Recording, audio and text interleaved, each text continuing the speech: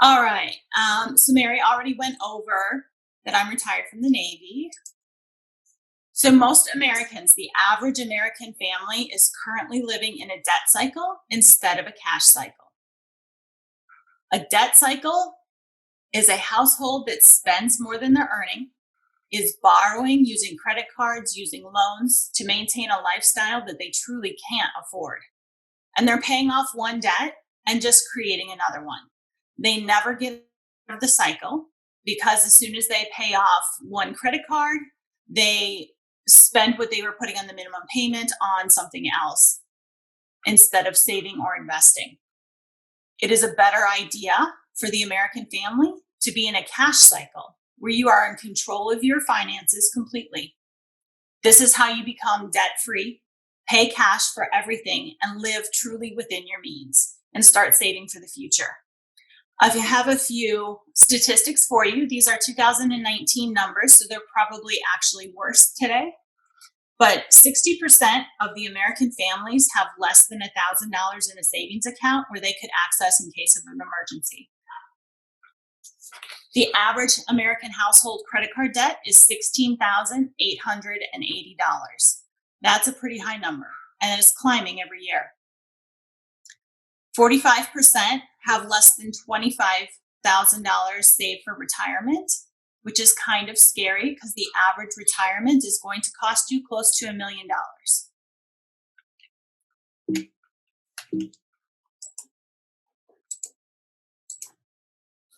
The solution to move your family from a debt cycle to a cash cycle is to start with step one and pay yourself first and learn how to invest. Then to accelerate paying off your debts one at a time with a debt stacking program.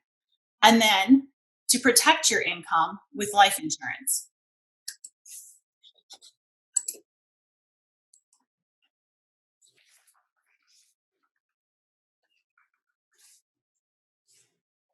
Step one, pay yourself first. There are 3 fundamental accounts that you will need to set up. The first one is your emergency account. I referenced that on the first slide. The emergency account is money that you can access quickly that is not dependent on the highs and lows of the stock market, usually in a savings account or a money market account, and it can be used for the unexpected. You never know when something might come up.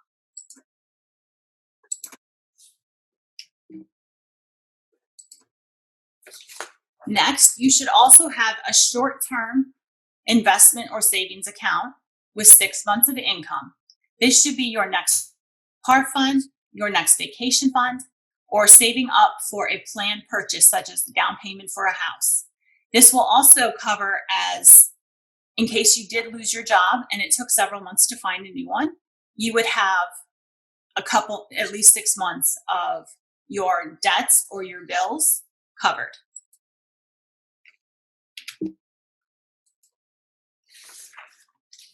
Your third account that you should have is your wealth building account.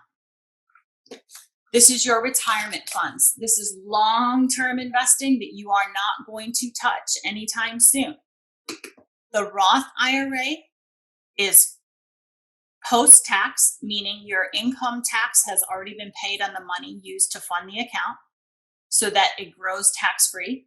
Your traditional IRA is pre-tax money, so it comes off of your income before the government taxes the income.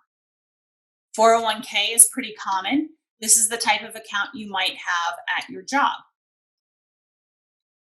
But you can have both the one at your job and a private traditional and a private Roth. You can actually have all 3. So the question might be, well, what money goes where? If you have $100 available in your budget every month to put towards investing and paying yourself first, it would be a really good idea to put half of it towards your emergency fund until you achieve your 3-month of income level. Once you've achieved the 3 months of income, you don't need to continue to fund the emergency account. 25% should be going in your short-term account, and 25% should be going in your wealth building account. The wealth building, once again, is your IRA or retirement savings account. That is long-term growth. Now, if you don't have any extra money in your budget, because honestly, most people don't, a good way to find a few extra dollars is how many of you get a tax return of more than $400 at the end of the year? If you do, that means you're paying the government a little bit too much every month in your income, and they're holding it for you and returning it to you at the end of the year. So by changing your deductions, your withholdings on your income, you can actually increase your monthly income a couple dollars, and that would free up some money that you can then invest. You can also review your budget and see if there are things that you can minimize or reduce. I would not recommend cutting anything completely because that can be drastic and then you won't stick to it.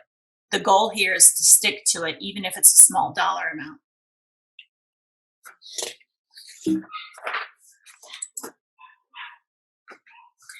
So we figured out where to find the money and which account we're going to put it in. Now, what does that mean in real life? So the emergency fund money, the 50% for your short-term, oh no, the card just broke, money, should be in, it says here money market, that's not actually true. It should actually be in a savings account right now because of the current market conditions and historic all-time lows. Money markets are paying less than savings accounts at this time. So the savings account at your bank would be a great place for this. Short-term, your next vacation, your down payment, your saving for something coming up in the next 3 to 5 years should be fairly conservative. You don't want to be riding the aggressive highs and lows of the market if you're going to need this money within 3 to 5 years. And your third account, your retirement account, while you're building it. So most of the people in this room are currently working and saving towards retirement. So we're on the left side. You're going to want to be in a growth fund or an aggressive growth fund, depending on your risk tolerance. Once you get to retirement age and you're actually living off the money that you've accumulated, that is when you want to move it to a little bit more conservative, more income and balanced funds.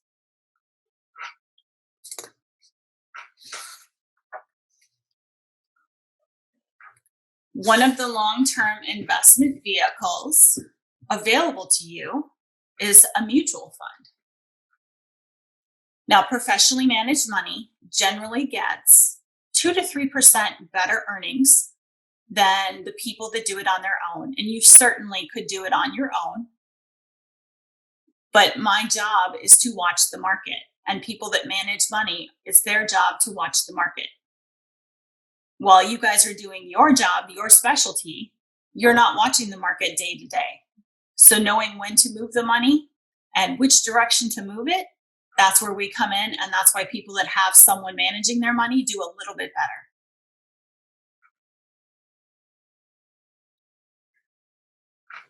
And it says here on the bottom, typical mutual funds hold 150 stocks on average. You can get specialized stocks. You can get just a technology stock or just a pharmaceutical stock if you like, or you can get just a general growth stock.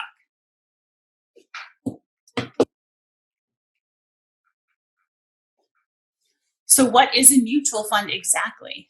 A mutual fund is when you and everyone else investing in that same fund pool their money together to have more power and buy the more expensive stocks. Currently, I couldn't afford at the drop of a hat to go buy a share of Apple or Netflix because the price is through the roof. But if I share my money with my neighbor, we can each have half of a share of Netflix. And so by pooling our money, we're able to actually buy it. Tara, we do have a question in the chat. Someone Yes. asked, what about or how about ETFs? ETFs? Yes. That's a great way to do mutual funds yourself. That is exactly what that is. It is wonderful as long as you're aware of what risk tolerance you're investing in. It's important that you understand what you're looking at. Okay, thank you.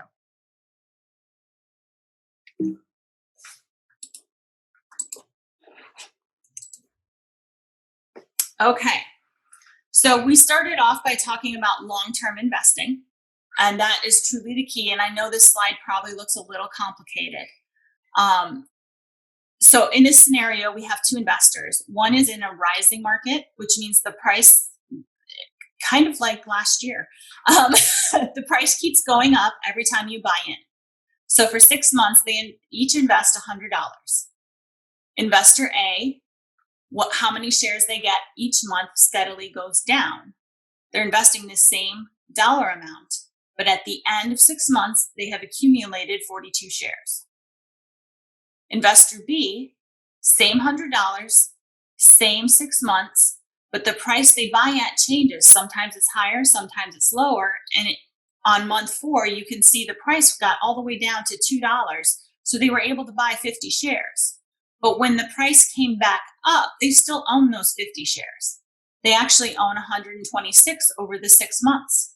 So if you take a snapshot of today's price, Investor A invested $600 and currently owns 42 shares. And it averages out to $14 a share is what they paid. Investor B invested the same $600, has 125 shares. So the average cost per share is only $4.76. And their investment is actually worth more money because they invested long-term in a fluctuating market. And our stock market is a fluctuating market all the time. All right, so that is pay yourself first. Step 2, accelerate paying off debt. Now, I'm sure many of you have heard of Dave Ramsey and his snowball effect and his avalanche effect. This is kind of the same guidelines as the snowball effect. So if you've been following this, it's not going to be anything new. But in this scenario, if I can get the computer to click right. All right, so we're going to take an average American family, probably has a little bit more credit card debt than this, but they have 2 credit cards, a retail and a regular bank credit card. They have a car loan, another credit card with a lower interest rate, and a mortgage. They're paying $2,700 a month. So through debt stacking, as soon as they are able to pay off that retail card with the lowest balance of $220, as long as they use that $220 they were paying and add it to what they were paying on credit card 2, they will be able to accelerate paying off all of their debts. Most people celebrate paying off a retail card by going out and spending the money on something else, or increasing how often they eat out, or making a new purchase, or getting into a new debt. The idea here is to maintain the same monthly payment in your budget, but continue to make progress on your debts.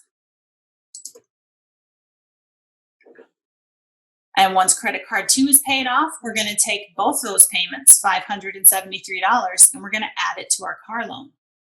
And we're going to continue on, still paying $2,720 every single month until all of them are completely gone. So without debt stacking, if we had allowed that first $220 to disappear into the monthly budget, into the food budget, we would take 23 years to pay off our debts and pay $214,000 in interest. If you follow the debt stacking plan, you can be out of debt in 9 years. I mean, that is major life-changing numbers. Save yourself $130,000 in interest. And once you're out of debt in the 9 years, you can take that money, $2,720, and start investing towards your future. You can see underneath here, they've run an estimate with a 9% return. This is it doesn't say how old they are, but I'm going to guess about a 30-year-old. If they continue to save that money until the age of 67, they'll end up with $2.4 million in a retirement fund. That's pretty impressive numbers.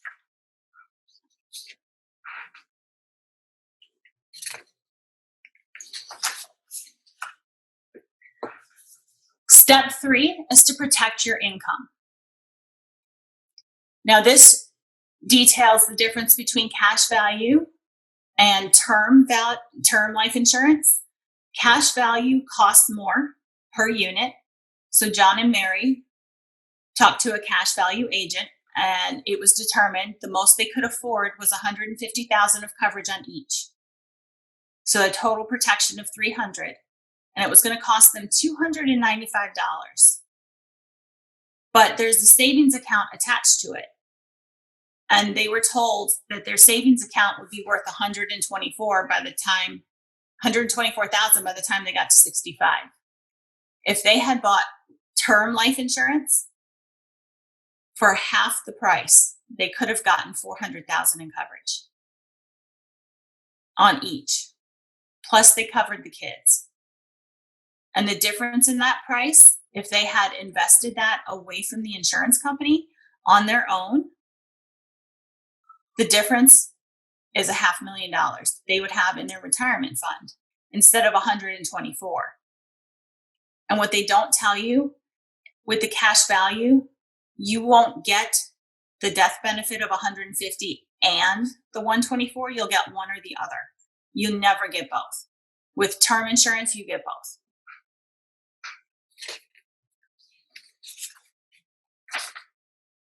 But term insurance has an end date, usually 20 years out. Our Primerica does do policies with 10 years, 15 years, all the way up to 35 years. However, there is an end date.